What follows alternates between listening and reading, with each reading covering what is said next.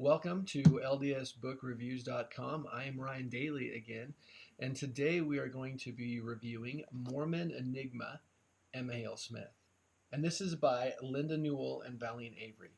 So here's the deal. This is one of my favorite books to talk about in church history for a number of reasons. And I'm just going to kick it off with saying this is a 4-star book in LDS literature. This is a book that I feel like everyone should read, but it's not a requirement. I think if you have any interest in learning more about Emma Smith and the early history of the church, this is a fantastic start, finish, kind of comprehensive understanding of Emma. In church history, Emma carries a lot of questions. And a lot of those questions are residuals from conversations and concepts and philosophies about Emma from the early church post Joseph Smith. And so Emma is indeed a Mormon enigma, prophet Joseph Smith's wife, an elect lady defined by the Lord in Revelation. She was a founding member of the Relief Society. She is critical in the restoration of the gospel, and yet after Joseph Smith's death seems to kind of have disappeared from what we would consider modern Mormonism. And for decades after Joseph's death, she was somewhat vilified.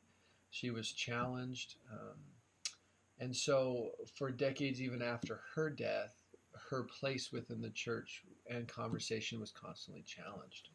So this book is a critical book to getting a foundational understanding of Emma, and it's masterfully done. In 1984, however, when it was published, the church and the LDS community wasn't as open to scholarly research and open to some of the discussions that this book broached, like Joseph Smith's polygamy, Joseph Smith and Emma's relationship near the end of Joseph's life, her relationship with Brigham, her interaction with her son in regards to the formation of the reorganized Church of Jesus Christ of Latter-day Saints. And so there was a lot of sensitive topics when this book was released that caused the authors problems. And so I don't feel like it nearly got as much saturation in the LDS community as it should have. Fortunately today, as members of the church, I think we're more used to these conversations and these publications. When I read this book, I can see why there might have been conflict in 1984, but in today, where Richard Bushman's work is somewhat glorified in the church, the work of Newell and Avery in this book is no more sensational than anything that Richard Bushman did in Rough Stone Rolling. So I have a fond love for this book.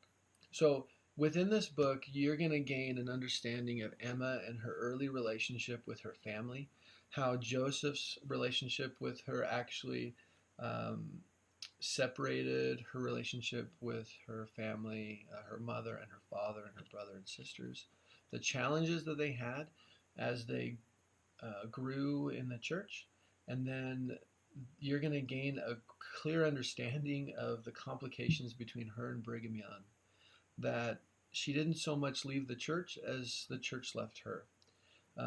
You begin to understand the complications in their relationships, and not that it's as cut and dry as this and that, whether you follow Brigham or you don't follow Brigham, but the complications in their relationship that almost made it impossible for Emma to actually follow.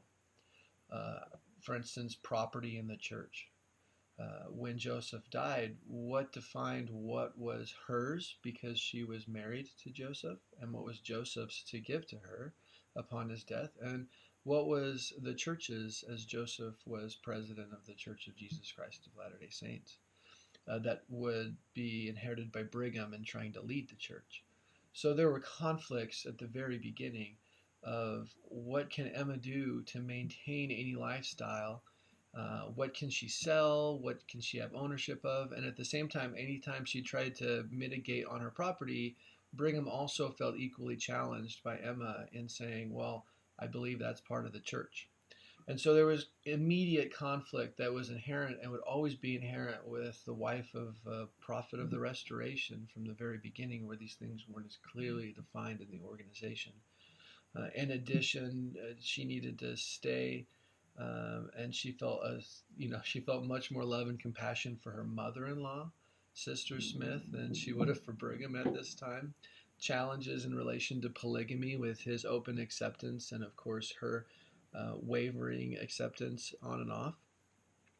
And then flashing forward to a part of church history that I think is avoided, and that's actually the history of the RLDS organization, which is tied to us. It's somewhat satisfying to kind of understand the equally non-black and white relationship that was there as Joseph III starts to lead that organization, and her conflicts and even her narratives and how she responds to that.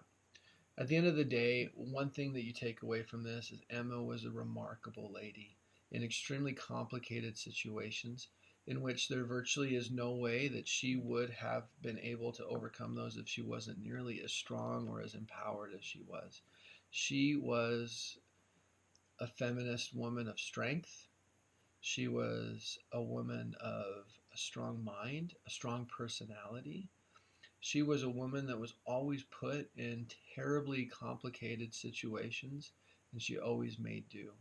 And do I think that there are decisions that we as members of the church would have liked her to make differently so that we would have a better narrative? Absolutely. But in the course of her life, through this biography, you find it becomes very clear how complicated it was.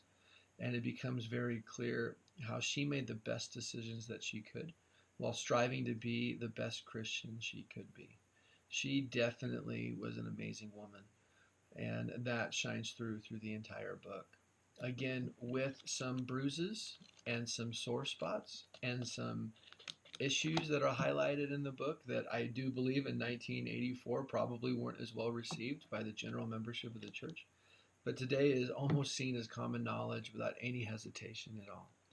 So with that, I highly recommend A Mormon Enigma, Emma Hale Smith. It's probably the most comprehensive and wide look at Emma in the various complicated situations. If you have an interest in learning more about Emma, I would recommend picking it up. In this book, I don't think you may find it periodically at Deseret Book, but I would go right to Amazon. That's where this is printed by the Chicago Press. That's where you're going to find the cheapest copy to get.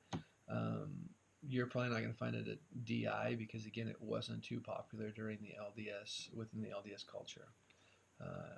With that, I will leave you with that. 4 stars, highly recommended, not required for everybody, but if you have an interest in learning more about Emma or you have questions in regard to Emma, this is a great start. Please be mindful that there is sensitive conversations here in regards to her relationship with Brigham. Brigham doesn't always come out to look fantastic. Even Joseph doesn't always come out to look fantastic. They look like frail men at times. But if you are someone who is okay with reading and understanding a story about people and how they interact and gaining a greater appreciation for Emma, this is the book to go with. Now, as usual, if you would like a more further in-depth review of this book, please visit the actual website, which is ldsbookreviews.com, where a complete write-up on the book is available, as well as other videos and as well as other reviews. Feel free to follow us on there, on the ldsbookreviews.com, as well as this YouTube page. I appreciate it, and good luck.